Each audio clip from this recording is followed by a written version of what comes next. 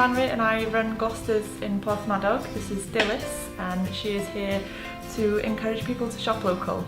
So it's important for us that people shop local and that we shop local so that we can continue to work in an industry that we love and that we can employ other creatives to work in the industry as well and live locally. Oherwydd mae pobl yn siopa'n lleol, mae'n cadwch hefyd fel Glosters ar agor sy'n rhoi'r siawns i nhw cyflogi fi. Mae gweithio'n Glosters di roed siawns i fi tyfu yn creadigol a dyna beth dwi wedi bod yn gwneud yn coleg a beth dwi am wneud yn prifysgol. Felly wedi bod yn help fawr i fi. Dilys is on her way to Gwynedd in Cyllidir to meet Dean next. This is where I buy my gin from. It's better to buy it from him, I think. He gives us the personal touch. He lets me have tasters and you can't generally get that in a supermarket. So off she goes.